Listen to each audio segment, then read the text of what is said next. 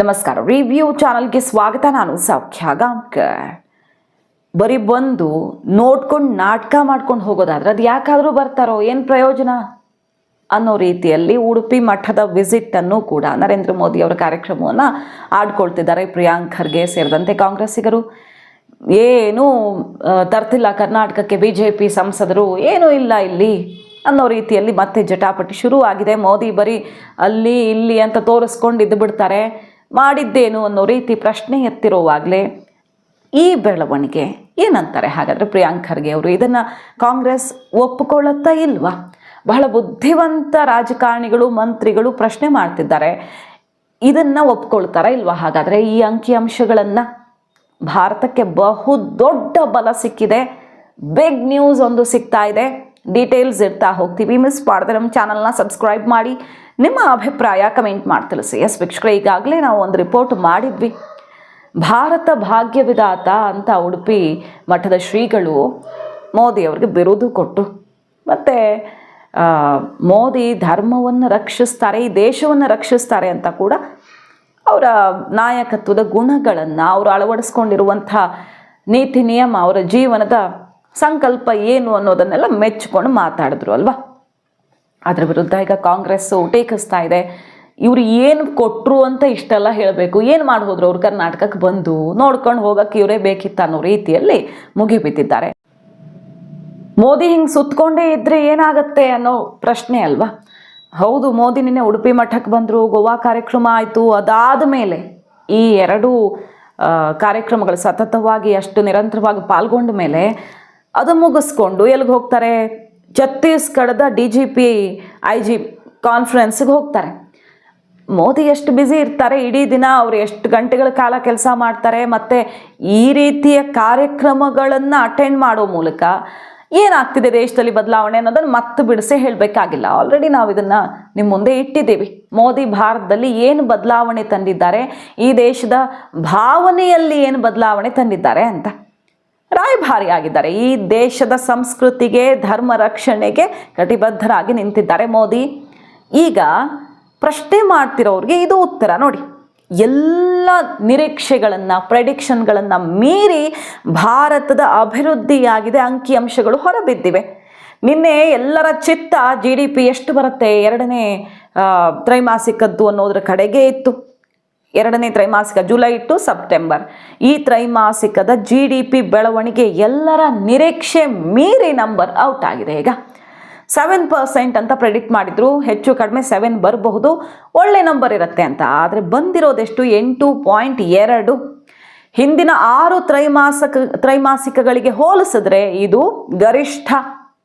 6 ತ್ರೈಮಾಸಿಕಗಳಲ್ಲಿ ಇದು ದಾಖಲೆಯ ನಂಬರ್. ಕಳೆದ ವರ್ಷ ಇದೇ ಅವಧಿಯಲ್ಲಿ, ಕಳೆದ ವರ್ಷದ ಈ ನಂಬರ್ ನೋಡಿದ್ರೆ 5.6ರಷ್ಟಿತ್ತು, ಈಗ 8.2 ಆಗಿರೋದು ಬಹಳ ದೊಡ್ಡ ಬೆಳವಣಿಗೆ. ನರೇಂದ್ರ ಮೋದಿ ಅವರು ಈ ನಂಬರ್ ಬಹಳ ಎನ್ಕರೇಜಿಂಗ್ ಅಂತ ಟ್ವೀಟ್ ಮಾಡಿದ್ದಾರೆ. ಹಾಗೆ ಪ್ರೋ ಗ್ರೋತ್ ಪಾಲಿಸಿ ಮತ್ತು ರಿಫಾರ್ಮ್ಸ್, ಬದಲಾವಣೆಗಳು ಮತ್ತು ಅಭಿವೃದ್ಧಿಗೆ ಕೊಟ್ಟಿರುವ ಒತ್ತು ಪ್ರತಿಫಲವಾಗಿ ಕಾಣಿಸ್ತಾ ಇದೆ ನಂಬರಲ್ಲಿ ಅನ್ನೋದನ್ನು ಬಹಳ ಹೆಮ್ಮೆಯಿಂದ ಹೇಳ್ಕೊಳ್ತಾ ಇದ್ದಾರೆ. ಮತ್ತು ಎಂಟರ್ಪ್ರೈಸು, ನಮ್ಮ ಜನ ಯಾವ ರೀತಿಯಲ್ಲಿ ಅವರ ಜನರ ಜೀವನದ ಮಟ್ಟ ಸುಧಾರಿಸಿದೆ ಎಲ್ಲವನ್ನು ನೋಡ್ತಾ ಇದೆ.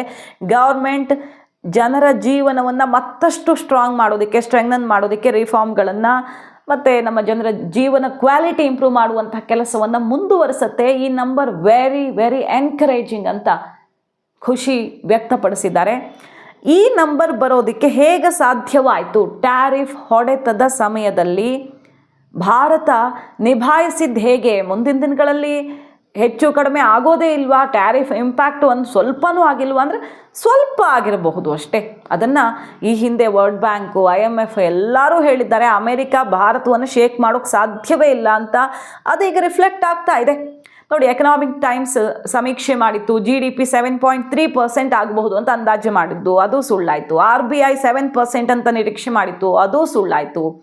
ಹಾಲಿ ಹಣಕಾಸು ವರ್ಷದ ಮೊದಲ ತ್ರೈಮಾಸಿಕದ ಬೆಳವಣಿಗೆ ಫಸ್ಟ್ ಕ್ವಾರ್ಟರ್ದು 7.8 ಇತ್ತು, ಅದನ್ನು ಮೀರಿ ಈಗ 8.2% ದಾಖಲಿಸಿರೋದು ಬಹಳ ದೊಡ್ಡ ಉತ್ತೇಜನ ಭಾರತದ ಬೆಳವಣಿಗೆಗೆ. ನಮ್ಮ ಆತ್ಮವಿಶ್ವಾಸ ಡಬಲ್ ಮಾಡ್ತಿರುವ ಬೆಳವಣಿಗೆಯ ವೇಗವನ್ನು ಮತ್ತಷ್ಟು ಚುರುಕಾಗಿಸಲಿರುವಂಥ ನಂಬರ್ ಇದು. ಆ ಬೂಸ್ಟ್ ಕೊಡ್ತಾ ಇದೆ GST ಕಡಿತ. ಇದೊಂದು ದೊಡ್ಡ ಐತಿಹಾಸಿಕ ನಿರ್ಣಯ ಅಲ್ವಾ? ಸ್ವತಂತ್ರ ಭಾರತದಲ್ಲಿಯೇ ಮೋದಿ ಸರ್ಕಾರ ಕೈಗೊಂಡಂತಹ ಅತಿ ದೊಡ್ಡ ನಿರ್ಧಾರ ಇದು. GST ರಿಫಾರ್ಮು ಎಷ್ಟೆಲ್ಲ ಪ್ರಾಡಕ್ಟ್ಸ್ ಮೇಲೆ ಕಡಿಮೆ ಆಯಿತು ಬೆಲೆ, ಜನರ ಜೀವನದ ಎಷ್ಟೆಲ್ಲ ದಿನ ಬಳಕೆಯ ವಸ್ತುಗಳ ಬೆಲೆ ಕಡಿಮೆ ಆಯಿತು. ಅದರ ಎಫೆಕ್ಟು GST ಕಡಿತದಿಂದಾಗಿ ಕೈಗಾರಿಕಾ ಉತ್ಪನ್ನಗಳ ತಯಾರಿಕೆಯಲ್ಲಿ ಗಣನೀಯವಾಗಿ ಏರಿಕೆ ಆಯಿತು. ಗ್ರಾಮೀಣ ಪ್ರದೇಶದಲ್ಲಿ ಹೆಚ್ಚಿನ ಬೇಡಿಕೆ ಶುರುವಾಯಿತು. ಸರ್ಕಾರಿ ವೆಚ್ಚದ ಹೆಚ್ಚಳದಿಂದ ಆರ್ಥಿಕ ಬೆಳವಣಿಗೆ ನಿರೀಕ್ಷೆ ಮೀರಿ 6 ತ್ರೈಮಾಸಿಕಗಳಲ್ಲೇ ಗರಿಷ್ಠ ಮಟ್ಟವನ್ನು ತಲುಪಿದೆ.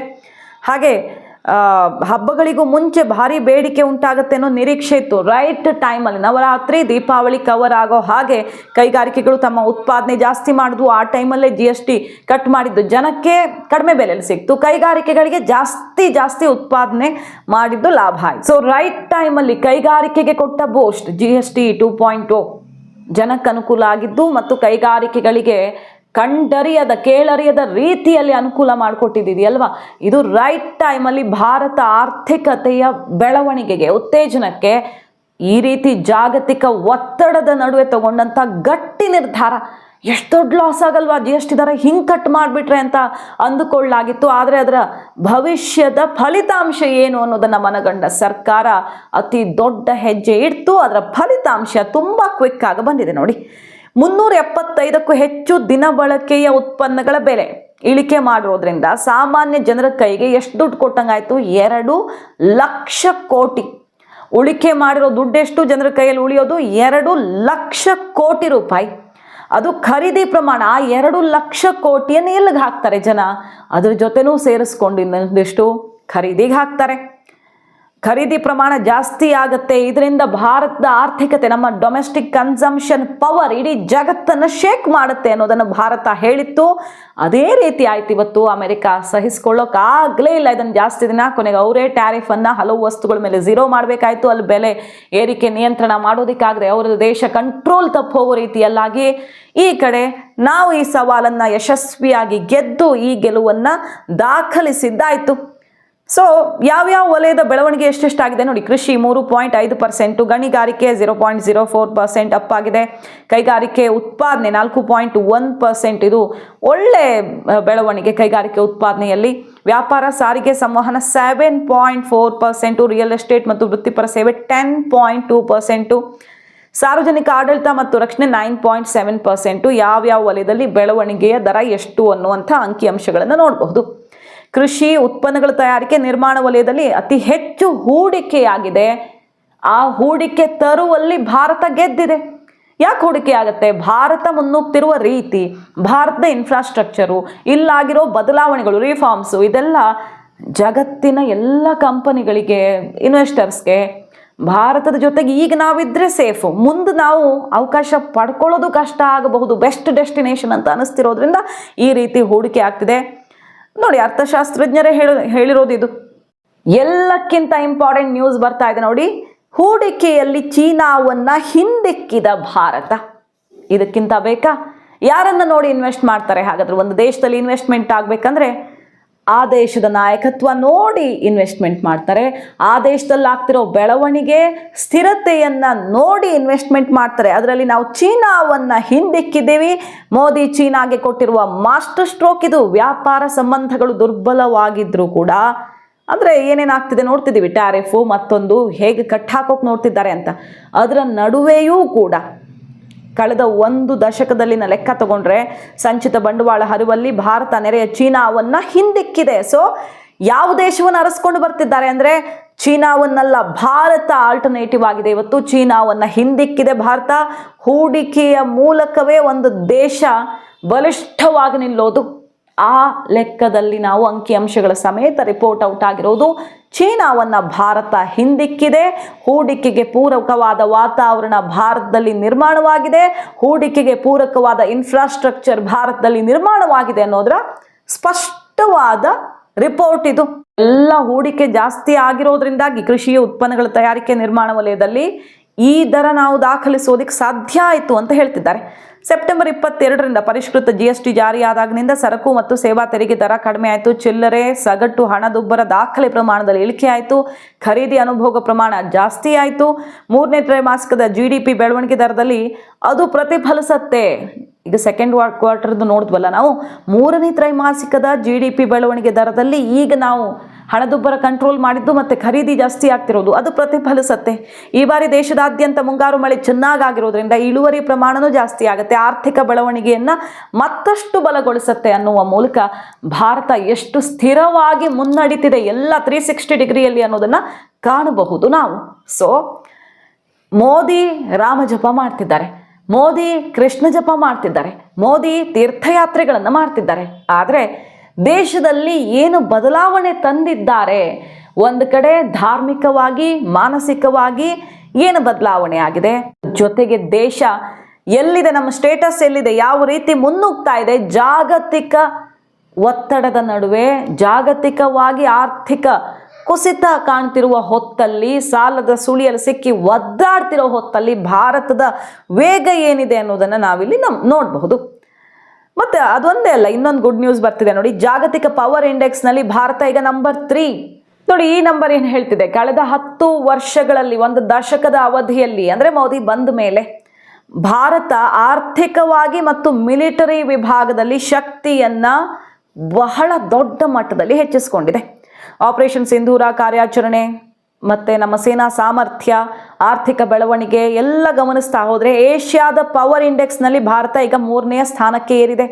ಆಸ್ಟ್ರೇಲಿಯಾದ ಚಿಂತಕರ ಚಾವಡಿ ಲೋವಿ ಇನ್ಸ್ಟಿಟ್ಯೂಟ್ ಶುಕ್ರವಾರ ಬಿಡುಗಡೆ ಮಾಡಿದ ಈ ರಿಪೋರ್ಟನ್ನು 2025ರ ಜಾಗತಿಕ ಏಷ್ಯಾ ಪವರ್ ಇಂಡೆಕ್ಸ್ ಪಟ್ಟಿಯಲ್ಲಿ ಅಮೆರಿಕ, ಚೀನಾ, ಅದಾದ್ಮೇಲೆ ಭಾರತ, ಅಮೆರಿಕ, ಚೀನಾ ಬಳಿಕ ಭಾರತ ಇದೆ. ಜಾಗತಿಕವಾಗಿ ಪವರ್ ಇಂಡೆಕ್ಸ್ನಲ್ಲಿ 3ನೇ ಸ್ಥಾನದಲ್ಲಿ ನಾವಿದ್ದೀವಿ. ಜಪಾನ್ 4, ರಷ್ಯಾ 5ನೇ ಸ್ಥಾನದಲ್ಲಿರೋದು. ಆಸ್ಟ್ರೇಲಿಯಾ ಈ ಪಟ್ಟಿಯಲ್ಲಿ 6ನೇ ಸ್ಥಾನಕ್ಕೆ ಕುಸಿತ ಕಂಡಿದೆ. ನಮ್ಮಂತಹ ಒಂದು ಕಾಂಟಿನೆಂಟ್ ಸೈಜ್ ದೇಶ, ಇಷ್ಟು ದೊಡ್ಡ ಜನಸಂಖ್ಯೆ ಇರುವ ರಾಷ್ಟ್ರ ಈ ರೀತಿ ಸಾಧನೆ ಮಾಡೋದು ಅಂದರೆ ಅದು ಬಹಳಷ್ಟು ರಾಷ್ಟ್ರಗಳಿಗೆ, ಸೋ ಕಾಲ್ಡ್ ಆಲ್ರೆಡಿ ಬಲಿಷ್ಠ ಬೆಳವಣಿಗೆ ಹೊಂದಿರೋ ರಾಷ್ಟ್ರಗಳಿಗೆ ಮ್ಯಾಜಿಕ್ನಂತೆ ಕಾಣ್ತಾ ಇದೆ. ಏನು ನಡೀತಿದೆ ಭಾರತದಲ್ಲಿ ಅನ್ನೋ ರೀತಿ ಕಣ್ಣರಳಿಸಿ ನೋಡೋ ರೀತಿ ಆಗಿದೆ.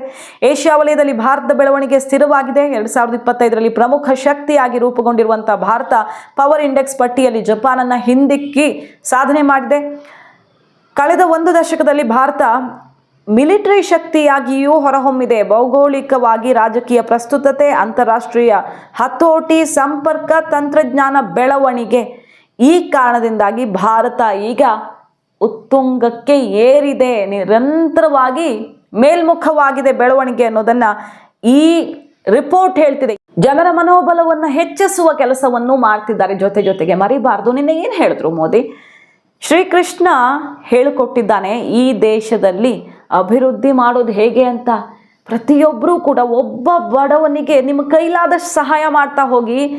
ನಮ್ಮ ಜೊತೆಗೆ ನೀವು ಕೂಡ ಈ ದೇಶದ ಬೆಳವಣಿಗೆಗೆ ಹೇಗೆ ಕೈ ಜೋಡಿಸಬಹುದು ಅಂತ ಅವರು ಉಡುಪಿ ಕಾರ್ಯಕ್ರಮದಲ್ಲಿ ಪ್ರಸ್ತಾಪ ಮಾಡಿದ್ರು. 9 ಪ್ರಮುಖ ಅಂಶಗಳನ್ನು ಮಾತಾಡ್ತಾ ಹೋಗ್ತಾರೆ. ಇದರಲ್ಲಿ ಜನ, ಈ ದೇಶದ ನಾಗರಿಕರು ಕೂಡ ತಮ್ಮ ಕರ್ತವ್ಯ ಅಂತ ಭಾವಿಸಿ ಮಾಡಬೇಕಾಗಿರೋದು ಇದು ಕರ್ತವ್ಯಗಳು ಅಂತ ಅವ್ರು ಹೇಳ್ತಾ ಹೋಗ್ತಾರೆ. ಭಗವದ್ಗೀತೆಯಲ್ಲೇ ಇನ್ಸ್ಪಿರೇಷನ್ ಇದೆ ನಮಗೆ, ಅಲ್ಲೇ ಸ್ಫೂರ್ತಿ ಇದೆ. ಈ ದೇಶ ಪೂರ್ಣ ಪ್ರಮಾಣದಲ್ಲಿ ಅಭಿವೃದ್ಧಿ ಹೊಂದೋದಕ್ಕೆ ಏನು ಮಾಡಬೇಕು ಅನ್ನೋದಕ್ಕೆ, ನೇಚರ್ ಉಳಿಸ್ಬೇಕು, ಕಲ್ಚರ್ ಉಳಿಸ್ಬೇಕು, ವಾಟರ್ ಉಳಿಸ್ಬೇಕು, ಮತ್ತು ನಾವು ಸ್ವದೇಶಿ ಬಳಸೋದಕ್ಕೆ ಕಲಿಬೇಕು, ಆರೋಗ್ಯವನ್ನು ಕಾಪಾಡ್ಕೊಂಡು ಹೋಗಬೇಕು, ಒಳ್ಳೆ ಆರ್ಗ್ಯಾನಿಕ್ ಫಾರ್ಮಿಂಗ್ ಅಂದರೆ ನಮ್ಮ ಬೇಸಿಕ್ ಏನಿತ್ತಲ್ಲ, ಮೂಲ ಏನಿತ್ತಲ್ಲ ಅದನ್ನು ಮತ್ತೆ ಅಳವಡಿಸ್ಕೊಂಡು ಹೋಗೋದು. ಈ ಮೂಲಕ ಭಾರತ ಉತ್ತುಂಗಕ್ಕೆ ಏರೋದಕ್ಕೆ ಏನೇನು ಮಾಡಬೇಕು, ಜನ ಏನು ಮಾಡಬೇಕು, ಕೈಲಾದವ್ರಿಗೆ ಒಬ್ಬೊಬ್ಬ ಈ ದೇಶದಲ್ಲಿ ಒಬ್ಬ ಶ್ರೀಮಂತ ಅಥವಾ ಸ್ಥಿತಿವಂತ ಒಬ್ಬ ಬಡವನಿಗೆ ಕೈಲಾದ ಸಹಾಯ ಮಾಡಿದ್ರೆ ಏನಾಗುತ್ತೆ, ಈ ರೀತಿ ಒಂದು ಸ್ಫೂರ್ತಿ ಮಾತುಗಳನ್ನು ಆಡಿ ಹೋಗಿದ್ದಾರೆ ಮೋದಿ. और भविष्य के लिए बहुत आवश्यक है संत समाज जब इन आग्रहों पर अपना आशीर्वाद दे देगा तो इन्हें जन जन तक पहुंचने से कोई रोक नहीं पाएगा. साथियों, हमारा पहला संकल्प होना चाहिए कि हमें जल संरक्षण करना है, पानी बचाना है, नदियों को बचाना है। हमारा दूसरा संकल्प होना चाहिए कि हम पेड़ लगाएंगे। देश भर में एक पेड़ मां के नाम अभियान को गति मिल रही है। इस अभियान के साथ अगर सभी मठों का सामर्थ्य जुड़ जाएगा तो इसका प्रभाव और व्यापक होगा। तीसरा संकल्प कि हम देश के कम से कम एक गरीब का जीवन सुधारने का प्रयास करें। मैं ज्यादा नहीं कह रहा हूं। चौथा संकल्प स्वदेशी का विचार होना चाहिए। एक जिम्मेदार नागरिक के रूप में हम सब स्वदेशी को अपनाएं। आज भारत आत्मनिर्भर भारत और स्वदेशी के मंत्र पर आगे बढ़ रहा है। हमारी अर्थव्यवस्था, हमारे उद्योग, हमारी टेक्नोलॉजी सब अपने पैरों पर मजबूती से खड़े हो रहे हैं। इसलिए हमें जोर शोर से कहना है, वोकल फॉर लोकल। ಮತ್ತೆ ಈ ಸರ್ಕಾರ ಖಂಡಿತವಾಗಿಯೂ ಕೇಂದ್ರ ಸರ್ಕಾರ ಭಗವದ್ಗೀತೆ ಕೊಟ್ಟಿರುವಂತಹ ಪ್ರೇರಣೆಯಿಂದನೇ ಈ ದೇಶದಲ್ಲಿ ಜನರ ಜೀವನ ಮಟ್ಟ ಸುಧಾರಿಸೋದಕ್ಕೆ ನಿರಂತರ ಕೆಲಸ ಮಾಡುತ್ತೆ ಅಂತ ಅವರು ಸಂದೇಶವನ್ನು ಕೊಟ್ಟು ಹೋದ್ರು. ಕರ್ನಾಟಕದಲ್ಲಿ ಈಗ ಪ್ರಶ್ನೆ ಮಾಡ್ತಾ ಇದ್ದಾರಲ್ವಾ, ಮೆಕ್ಕೆಜೋಳ, ಈ ಕಬ್ಬಿಂದ ಜಟಾಪಟಿ ಆಯಿತು, ಮೆಕ್ಕೆಜೋಳ ಮತ್ತೊಂದು ಬೇರೆ ಬೇರೆ ಕೃಷಿಗೆಲ್ಲ ಏನು ಕೊಡ್ತಿದ್ದಾರೆ ಮೋದಿ ಅಂತ ಬಿಜೆಪಿ ಕೊಟ್ಟಿರುವಂಥ ಉತ್ತರ ಇಲ್ಲಿದೆ ನೋಡಿ. ರಾಜ್ಯದಲ್ಲಿ ಕಾರ್ಪಸ್ ನಿಧಿ ಇದೆಯಾ ಇಲ್ವಾ ನಿಮ್ಮ ಹತ್ರ ಅಂತ. ಈಗ ಬುದ್ಧಿವಂತ ರಾಜಕಾರಣಿಗಳು ಮೋದಿ ಬಂದು ನೋಡ್ಕೊಂಡು ಹೋಗೋದಾದರೆ ಏನು ಬಂತು, ಇಲ್ಲಿ ಮೆಕ್ಕೆಜೋಳ, ಹೆಸರು ಕಾಳು ಈ ಥರ ಬೆಳೆಗಳಿಗೆ ಕನಿಷ್ಠ ಬೆಂಬಲ ಬೆಲೆ ಮತ್ತೊಂದು ಅಂತ ಜಟಾಪಟಿ ಮಾಡ್ತಿದ್ದಾರಲ್ವಾ, ಇಲ್ಲಿ ನೋಡ್ಕೊಂಡು ಹೋದ್ರೆ ಏನು ಬಂತು, ಏನು ಕೊಟ್ಟರು ಇವರು ಅಂತ ಕೇಳ್ತಿದ್ದಾರಲ್ವಾ. ಅಸಲಿಗೆ ವಾಸ್ತವ ಏನು ಅನ್ನೋದನ್ನು ಬಿಜೆಪಿಗೆ ತಿರುಗೇಟು ಕೊಡ್ತಾ ಇದೆ. ಈಗಾಗಲೇ ಕೇಂದ್ರವು ಕನಿಷ್ಠ ಬೆಂಬಲ ಬೆಲೆ ಪ್ರಕಟಿಸಿದೆ. ರಾಜ್ಯ ಸರ್ಕಾರ ರೈತರ ನೆರವಿಗೆ ಬರ್ತಿದೆಯಾ? ಹಾಗಾದರೆ ಬೇರೆ ರಾಜ್ಯಗಳಲ್ಲಿ ಏನಾಗುತ್ತೆ, ನಮ್ಮ ರಾಜ್ಯದಲ್ಲಿ ಏನಾಗ್ತಿದೆ ಅಂತ ಬಿಜೆಪಿ ಕೇಳ್ತಿರೋದು. ಖರೀದಿ ಕೇಂದ್ರಗಳನ್ನು ಆರಂಭವೇ ಮಾಡಿಲ್ಲ ರಾಜ್ಯ ಸರ್ಕಾರ. ರೈತರಿಗೆ ಪಾವತಿಸೋದಕ್ಕೆ ರಾಜ್ಯ ತನ್ನ ಕಾರ್ಪಸ್ ನಿಧಿಯನ್ನು ಬಳಸಬೇಕು, ಅದು ರೂಲ್ಸು. ಕಾರ್ಪಸ್ ನಿಧಿಯನ್ನು ಬಳಸ್ಕೊಳ್ತಾರೆ, ಆಮೇಲೆ ಕೇಂದ್ರವು ಅವರಿಗೆ ಮರುಪಾವತಿ ಮಾಡುತ್ತೆ. ಆ ಒಂದು ಸಿಸ್ಟಮ್ ನಡ್ಕೊಂಡು ಹೋಗ್ತಿರತ್ತೆ. ಆದರೆ ಇನ್ನೂ ಖರೀದಿ ಕೇಂದ್ರನೂ ಶುರು ಮಾಡದೆ, ಕಾರ್ಪಸ್ ನಿಧಿಯ ಕೂಡ ಇಲ್ಲದೆ ಬೊಕ್ಕಸ ಖಾಲಿ ಮಾಡ್ಕೊಂಡು ಕೂತಿದೆ ರಾಜ್ಯ ಸರ್ಕಾರ ಅಂತ ವಾಗ್ದಾಳಿ ನಡೆಸ್ತಿರೋದು ಬಿಜೆಪಿ. ಗ್ಯಾರಂಟಿ ಯೋಜನೆಗಳ ಅನುಷ್ಠಾನದಿಂದಾಗಿ ಪಾಪ ಖಜಾನೆ ಖಾಲಿ ಆಗಿದೆ, ರಾಜ್ಯದಲ್ಲಿ ಕಾರ್ಪಸ್ ನಿಧಿ ಇಲ್ಲ. ಹಾಗಾಗಿ ಈಗ ಕೇಂದ್ರದ ಕಡೆಗೆ ಮುಗಿ ಬೀಳ್ತಿದ್ದಾರೆ ಬುದ್ಧಿವಂತ ರಾಜಕಾರಣಿಗಳು ಅನ್ನಿಸ್ಕೊಂಡಿರೋರು. ಕೆಲವರೆಲ್ಲ ಸಿಕ್ಕಾಪಟ್ಟೆ ಮಾತಾಡುವಂಥ ರಾಜಕಾರಣಿಗಳು ಇದನ್ನೇ ಹೇಳ್ತಿದ್ದಾರಲ್ವಾ, ಮೋದಿ ಏನು ಕೊಟ್ಟರು ಕರ್ನಾಟಕಕ್ಕೆ, ಸುಮ್ಮನೆ ಬಂದು ಕೃಷ್ಣನ್ನ ಕನಕನ ಕಿಂಡಿಯಲ್ಲಿ ನೋಡಿಕೊಂಡು ಈ ಥರ ನಾಟಕ ಮಾಡೋಕ್ಕೆಲ್ಲ ಬರಬೇಕಿತ್ತಾ ಅಂತ ಪ್ರಶ್ನೆ ಮಾಡ್ತಿರೋದು. ಅಸಲಿಗೆ ಯಾರ್ಯಾರು ತಮ್ಮ ಜವಾಬ್ದಾರಿಯನ್ನು ಎಷ್ಟೆಷ್ಟು ನಿಭಾಯಿಸ್ತಿದ್ದಾರೆ ಅದಕ್ಕೆ ಉತ್ತರ ಕೊಡಲಿ ಅಂತ ಬಿಜೆಪಿ ತಿರುಗೇಟ್ ಕೊಟ್ಟಿದೆ. ಸೊ ಮೋದಿ ದೇಶ ಸುತ್ತಾರೆ, ವಿದೇಶ ಸುತ್ತಾರೆ, ಟೆಂಪಲ್ ಸುತ್ತಾರೆ, ರಾಮ ಕೃಷ್ಣ ಜಪ ಮಾಡ್ಕೊಂಡು ಕೂತಿದ್ದಾರೆ. ಸರಿ, ದೇಶದಲ್ಲಿ ಹಾಗಾದ್ರೆ ಅಭಿವೃದ್ಧಿ ಬಿಟ್ಟು ಬೇರೆಲ್ಲ ಮಾಡ್ತಿದ್ದಾರೆ ಅಂತ ಹೇಳ್ತಿರೋರಿಗೆ ಈ ಅಂಕಿಅಂಶಗಳು ಕೊಡ್ತಿರುವಂಥ ಉತ್ತರ ಇದು. ಭಾರತ ಒಂದು ದಶಕದಲ್ಲಿ ಕಂಡಿರುವ ಪರಿವರ್ತನೆ, ಐತಿಹಾಸಿಕ ಪರಿವರ್ತನೆ ಏನು, ಮತ್ತೆ 10 ವರ್ಷದ ಕೆಲಸಕ್ಕೆ ಈಗ ನಮಗೆ ಕಾಣ್ತಿದೆ ಅಂಕಿಅಂಶಗಳು, ಆ ಪ್ರತಿಫಲ. ಮತ್ತಿದು ಇದೇ ರೀತಿಯಲ್ಲಿ ರೈಟ್ ಟ್ರ್ಯಾಕಲ್ಲಿ ಮುಂದುವರೆದ್ರೆ ವಿಕಸಿತ ಭಾರತದ ಕಲ್ಪನೆಯನ್ನೇನು ಕಟ್ಟಿಕೊಟ್ಟಿದ್ದಾರಲ್ಲ ಮೋದಿ, ಆ ಮುಹೂರ್ತನೂ ಇಟ್ಟು ಇಂಥ ಸಮಯಕ್ಕೆ ನಾವು ಎಲ್ಲಿರ್ತೀವಿ ಅಂತ ಅದನ್ನು ಸಾಧಿಸೋದು ಖಂಡಿತ ಇದು ಕನಸಿನ ಮಾತು ಅಲ್ವೇ ಅಲ್ಲ ಅನ್ನೋದು ಮಾತ್ರ ಅಕ್ಷರಶಃ ಸತ್ಯ. ವೀಕ್ಷಕರೇ, ಮಾಹಿತಿ ಇಷ್ಟ ಆಗಿದ್ರೆ ಮಿಸ್ ಮಾಡ್ತಾರೆ ಚಾನಲ್ನ ಸಬ್ಸ್ಕ್ರೈಬ್ ಮಾಡಿ, ನಿಮ್ಮ ಅಭಿಪ್ರಾಯ ಕಮೆಂಟ್ ಮಾಡಿ ತಿಳಿಸಿ. Thank you.